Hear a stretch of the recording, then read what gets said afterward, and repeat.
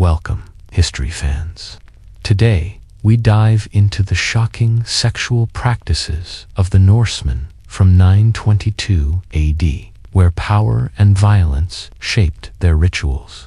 Like and subscribe to uncover history's dark truths. Let's begin. A Muslim diplomat traveling through a northern empire in 922 AD witnessed something that would haunt him for the rest of his life. Ammar Ibn Hisham watched as Norse raiders performed intimate rituals with a slave girl before burning her alive with their dead chieftain. His detailed account reads like the script of a horror movie, except every word was real. What you're about to discover comes from documented historical sources that reveal how Norsemen used sexuality as a weapon of war, a tool of social control, and a pathway to the afterlife. These practices shaped medieval realms and influenced concepts of power that persist today. The evidence is so disturbing that many historians initially dismissed it as enemy propaganda, from public wedding consummations witnessed by entire families to sexual executions performed as entertainment. From rape as systematic psychological warfare to intimate funeral rites involving human sacrifice, Norse sexual practices were calculated methods of maintaining dominance that would make modern audiences physically ill. The evidence comes from the sagas, archaeological findings, and eyewitness accounts that reveal a society where violence and pleasure were inseparably linked. To understand these practices, we need to step into the Norse mindset, where every aspect of life, war, trade, religion, and even sex was about asserting dominance. The Norsemen, often called Vikings in popular culture, were not just raiders, but a complex society with rigid hierarchies. Their sagas, such as the Heimskringla and Egil's saga, paint a vivid picture of a culture obsessed with honor and masculinity. Sexuality wasn't just personal, it was a public performance of power. This worldview was shaped by their harsh environment. Scandinavia's unforgiving landscapes demanded strength, and weakness was a death sentence. In Norse society, your sexual role determined whether you lived as a respected citizen or died as a social outcast. Power and dominance governed all intimate relations with the subtlety of a battle axe. The Norsemen had two crucial concepts that could literally get you killed: vagir and ragr. These terms described men who were sexually passive or feminine. Being called vagir was such a devastating insult that Norse law explicitly stated it justified murder. You could kill someone for suggesting you were sexually submissive and walk away without facing any legal consequences. This created a sexual hierarchy more rigid than a medieval caste system. The active partner, the one who penetrated, maintained masculine honor and social respect. The passive partner lost his manhood entirely, along with legal rights, property, and community standing. We're talking about a culture where your position during sex determined your position in society. The legal consequences were absurd by modern standards. Men accused of being sexually passive could lose the right to testify in court, inherit property, or even carry weapons. Essentially, being bad in bed could strip you of citizenship. The sagas document cases where men lost everything because someone spread rumors about their sexual performance. For example, the saga of Burnt Torvald describes a feud sparked when a man named Bjorn accused another Halvard of being vagir during a public feast. The insult led to a blood feud that killed dozens, burned entire villages, and reshaped local power dynamics. Similarly, Egil's saga tells of warriors who traveled hundreds of miles to murder someone who questioned their masculinity. Any hint of sexual submission could trigger a killing spree. Women could use these insults as weapons. The sagas describe wives who destroyed their husbands' reputations by publicly questioning their sexual adequacy. One woman in Laxdal saga, named Thora, divorced her husband Gudmund and ruined his social standing by claiming he was too gentle in bed. Such accusations weren't just personal, they were legal maneuvers that could strip a man of his wealth and status. The obsession with sexual dominance created a feedback loop of violence. Men constantly had to prove their masculinity through aggression, which led to more conflict, which required more displays of dominance. Sexual violence became a tool of social control because the threat of being marked as sexually passive kept men in line and reinforced the power structure that defined Norse society. Norsemen turned sexual assault into an art form of psychological destruction. They understood that breaking a man's spirit was more effective than simply killing him. The sagas describe skamhog, or shame stroke, cutting or stabbing a defeated enemy's buttocks to symbolize anal penetration. This wasn't random violence. It was calculated humiliation, designed to mark the victim as sexually conquered. The beauty of this system, from a Norse perspective, was that you could destroy someone's masculinity without actually having to engage in the act yourself. But Norsemen often went beyond symbolism. Defeated enemies, especially leaders and warriors, faced systematic sexual assault designed to transfer masculinity from victim to victor. The saga of the Valings describes how captured kings were subjected to public rape to demonstrate their complete defeat, according to Norse beliefs. Forcing someone into the passive role literally stole their masculine essence and added it to your own. The psychological impact was devastating and intentional. A sexually violated man couldn't return to his community with honor intact. His own people would often reject him because he had been marked as unmanly. Some victims committed suicide rather than live with the shame. Others became outcasts, wandering between communities as living reminders of Norse dominance. The saga of Olaf the Fierce recounts a raid on a Baltic settlement where the Norse leader, Olaf, ordered the public humiliation of the defeated chieftain, Sven, to break the morale of his people. Sven was subjected to ritualized sexual assault in front of his own warriors, who later surrendered without further resistance. This wasn't an isolated incident. The Gesta Danorum, a 12th century chronicle by Saxo Grammaticus, describes similar practices across Norse campaigns, where sexual violence was a deliberate tactic to demoralize entire communities. Norsemen practiced sexual enslavement on an industrial scale. The slave markets of Dyflin and Jorvik were filled with captives destined for intimate use. The sagas matter-of-factly describe how raiders divided human beings like livestock, with the most attractive reserved for leaders' personal collections. The Jockney saga mentions Earl Sigurd keeping a harem of captured Celtic women, treating them as interchangeable objects for his pleasure. Norse laws created a two-tier system that would make a parade look progressive.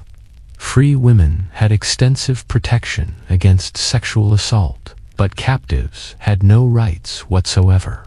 Any free man could use a slave sexually, and killing a slave for resistance barely qualified as a misdemeanor. The legal code of medieval Nordland states that raping a free woman carried the death penalty, while raping a slave woman resulted in a fine equivalent to damaging someone's property. The scale of this system was staggering. Archaeological evidence from Dyflin suggests that up to 30% of the population consisted of slaves, many captured specifically for sexual purposes. Excavations at sites like the Dyflin slave market have uncovered mass graves of young women, some showing signs of prolonged abuse, supporting the saga's accounts of systemic exploitation. The Norsemen created an entire economy based on human trafficking for intimate exploitation. This systematic dehumanization served a strategic purpose. Communities that heard about Norse sexual practices often surrendered without fighting rather than risk having their people subjected to such treatment. The mere threat of sexual violence became a weapon of conquest, more effective than any sword. The Annals of Ulster, a contemporary Irish chronicle, describe how Norse raiders targeted monasteries and villages, taking women and children as slaves. A 9th century entry recounts a raid on a coastal village where the heathens took many women for their pleasure, leaving none spared. This wasn't just about personal gratification. It was a calculated strategy to break resistance and assert dominance over conquered territories. The slave trade extended beyond the British Isles, with captives from as far as the Byzantine Empire and the Slavic regions being funneled into Norse markets. Norse weddings made modern reality TV look tasteful by comparison. Privacy wasn't just uncommon. It was legally problematic and potentially expensive. The bride's family had to witness the couple's first sexual encounter to ensure proper consummation. Without witnesses to confirm that penetration had occurred, the marriage could be declared invalid, and the bride's family could demand the return of the dowry. Imagine having to perform sexually while your in-laws took notes for potential court proceedings. The ceremony itself was loaded with sexual symbolism that would make a porn director blush. The ritual of Mjolnir involved placing Thor's hammer on the bride's lap during the ceremony. Everyone understood this as a fertility blessing with explicit phallic meaning. The hammer was then blessed by the priest and passed around for guests to touch, creating a communal sexual ritual disguised as religious ceremony. Priests and family members blessed the bed with fertility prayers that were essentially sanctified dirty talk. The consummation itself took place while family members waited outside the door, listening for sounds that would confirm the marriage's completion. The morning after, bloodied bedsheets were examined and displayed as proof of the bride's virginity and the marriage's success. These sheets were often preserved as legal documents that could be presented in court if the marriage was ever disputed. In some cases, trusted family members actually remained in the room during consummation to provide eyewitness testimony. The saga of Grettir the Mighty describes a wedding where the bride's uncle, Thorstein, stayed in the room to ensure the marriage was properly completed. You have sex with your wife? The legal implications were serious. If the bride wasn't a virgin, her family could be sued for fraud. If the groom couldn't perform, the bride's family could demand compensation for damaged goods. The Nordland law codes specify exact penalties for various sexual failures during the wedding night, creating a legal framework that treated intimacy like a commercial transaction. The saga of Rolf the Brave provides another example, where a groom named Ingvar faced public humiliation when his bride's family claimed he failed to consummate the marriage. The dispute escalated to a local assembly, where Ingvar had to pay a hefty fine to avoid losing his lands.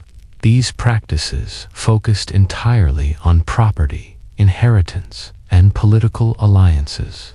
The bride and groom's feelings were irrelevant compared to the legal and financial implications of their sexual performance. Love was a luxury that Norse society couldn't afford when there were dowries and bloodlines at stake. Ammar Ibn Hisham's eyewitness account reads like the most disturbing anthropological study ever written. His description of Norse funeral rituals was so shocking that historians spent centuries trying to prove he was lying. Unfortunately for our faith in humanity, archaeological evidence has confirmed most of his observations. When a Norse chieftain died, the funeral became a multi-day orgy designed to transfer life force from the living to ensure the chief's power in the afterlife. Norsemen believed that sexual energy could be transferred through intimate contact and channeled to the dead. Ibn Hisham describes the selection process with clinical detail. One would volunteer, believing she would join her master in Valgard as his eternal companion. What happened next makes modern horror movies look like children's cartoons. The chosen slave girl spent the final days before the funeral having intimate relations with multiple men from the tribe. The men would tell her, "Tell your master that I did this out of love for him." They genuinely believed they were transferring their spiritual essence through her to the dead chieftain. The ritual escalated daily. Ibn Hisham describes how the slave girl was given increasing amounts of alcohol and drugs while being passed between different men. Each encounter was seen as adding more spiritual power to transfer to the dead chief. On the funeral day, the slave girl was led to the funeral ship for final intimate encounters with 6 different men, each representing a different aspect of the tribe's power. Ibn Hisham's account becomes almost clinical in its detail. Then 6 men went into the pavilion, and each had intercourse with the girl. Then they laid her at the side of her master. The climax involved the slave girl being strangled with a cord, while simultaneously being stabbed by an old woman called the Angel of Death. The ship was then set ablaze while the tribe chanted prayers designed to ensure the successful transfer of sexual energy to the afterlife. Modern archaeologists have found disturbing confirmation of these practices. The Asgard ship burial in Nordheim contained the remains of 2 women, one showing signs of violent death, with the younger showing signs of strangulation, aligning with Ibn Hisham's description. The Norsemen saw this as the highest honor possible. The slave girl was believed to become a goddess-like figure, carrying the tribe's collective power to the realm of the dead. But from any modern perspective, it represents one of the most systematic examples of sexual violence disguised as religious practice in human history. The saga of Ragnar the Bold adds another layer, describing a funeral where the chieftain's favorite slave was not only sacrificed, but adorned with jewelry and fine clothes to symbolize her elevated status in the afterlife. This ritual wasn't just about the chieftain. It was a public spectacle to reinforce the tribe's unity and spiritual power, created a collective bond through shared violence and belief. Norse society created a paradox that would confuse modern feminists and traditionalists equally. Free Norse women enjoyed rights that wouldn't appear elsewhere in Europe for centuries, while enslaved women faced treatment that would shock medieval torture specialists. Free Norse women could divorce their husbands for sexual inadequacy with the ease of returning a defective product. If a man couldn't satisfy his wife, perform poorly in bed, or was considered unmanly in his approach, she could legally leave him and take her property. Women could inherit land, run businesses, and propose marriage to men they desired. The saga of the people of Laxville describes on the wise who controlled vast territories and arranged marriages for her male relatives. Some women became wealthy merchants, controlling trade routes and commanding their own ships. The saga of Astrid the Trader recounts a woman who amassed a fortune trading furs and amber across the Baltic, using her wealth to secure political alliances. The sagas document women who divorced husbands for wearing clothing that was too feminine or failing to defend their honor properly. Halgan in Norgerd saga left her husband because he wore a shirt that showed too much chest. Considering this unmanly and grounds for divorce, Norse women had legal protection against unwanted advances. Laws clearly stated that unwelcome kissing or intercourse carried heavy punishment, including exile or death. For free women, consent mattered in ways that wouldn't be seen elsewhere in medieval Europe. But this attitude had a dark side that reveals the true nature of Norse society. These rights only applied to free Norse women.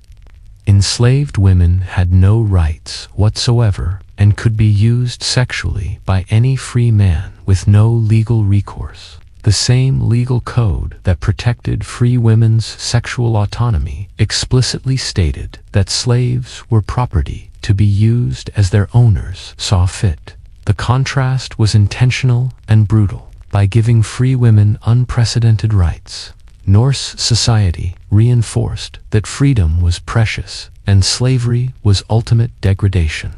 Archaeological evidence from sites like Bjarka suggests some women were warriors, with graves containing female skeletons buried with weapons and armor. The saga of Lagortha describes a shield maiden who led men into battle and used her status to negotiate favorable marriages. Yet these same women often encouraged their male relatives to commit acts of sexual violence against enemies, understanding that their own freedom depended on maintaining the system that enslaved others. While Norse women gained significant rights in adulthood, baby girls were often abandoned or killed if families couldn't afford to raise them. The sagas casually mention fathers exposing unwanted daughters, leaving them outside to die from cold or wild animals. This created a society where a small number of free women held significant power, while the majority of women faced lives of brutal exploitation. Norse attitudes toward same-sex relationships created a sexual hierarchy so complex it required legal scholars to navigate. Homosexuality was perfectly acceptable, provided you followed the rules about who could penetrate whom. The saga of Eric the Bold mentions men who kept both wives and male lovers, treating sexual dominance as a form of collecting trophies. As long as they maintained their active role, this behavior was not only accepted but celebrated. The saga of Thorvald the Wanderer describes a warrior who boasted of his conquests across genders, earning respect for his prowess. Even the gods faced sexual politics. Lokir was constantly mocked for taking female form and bearing children, including giving birth to Odin's eight-legged horse, Sleipnir. Odin himself was criticized for practicing cider, a form of magic associated with women. The Prose Edda describes how other gods questioned Odin's masculinity because he engaged in practices considered feminine. The practice of cider reveals how gender and sexuality intersected in Norse culture. Men who practiced this magic were often considered urgy, sexually deviant, because they were taking on women's roles. But they were also feared and respected for their supernatural power, creating a paradox where the most powerful men were also the most sexually suspect. Norse law reflected these complex attitudes with typical Nordic precision. While no specific prohibitions against homosexuality existed, severe penalties applied for accusing someone of being sexually passive. The legal codes show that sexual insults were taken more seriously than many violent crimes, with false accusations of sexual passivity carrying penalties equivalent to murder. Men showing any feminine traits, whether in dress, behavior, or sexual practices, risked complete social destruction. The pressure to maintain masculine dominance was so intense that it shaped every aspect of Norse society. From clothing choices, to career paths, to religious practices, Norsemen turned sexual violence into public entertainment with the enthusiasm of modern reality TV producers. Justice focused on spectacle as much as punishment, creating a legal system that doubled as sadistic theater. Criminals convicted of sexual offenses faced punishments designed to humiliate them in the same way they had humiliated their victims. Rapists might face public sexual assault as part of their execution, with the crowd cheering as justice was served through ironic violence. Adulterers could be castrated before audiences who treated the proceedings like a sporting event. These punishments served multiple purposes beyond simple justice. They reinforced social hierarchies through sexual humiliation while providing entertainment for the masses. The public nature sent clear messages about power distribution while giving Norsemen an excuse to indulge their taste for creative violence. The saga of the Joms Norsemen mentions tournaments where prisoners were subjected to increasingly elaborate forms of sexual humiliation until they died or went insane. The saga of Harald the Cruel describes a festival where captives were forced to perform degrading acts for the amusement of a cheering crowd, with bets placed on their endurance. Archaeological evidence supports these accounts with disturbing consistency. Execution sites, such as those found near Birka, often show ritualized violence that goes far beyond simple killing. Bodies were mutilated in ways that suggest sexual humiliation was an integral part of the punishment process. For example, skeletal remains from a 10th century site in Gotland show deliberate cuts to the pelvic region, consistent with the skamhog described in the sagas.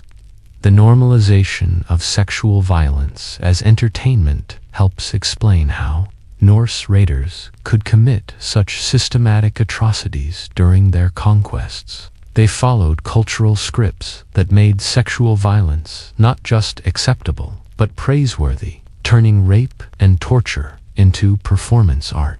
The Norsemen created a society where sex, power, and violence intertwined with the precision of a well-crafted weapon. Their practices were systematic methods of social control that used sexuality to reinforce power hierarchies with brutal efficiency. These weren't random acts of barbarism.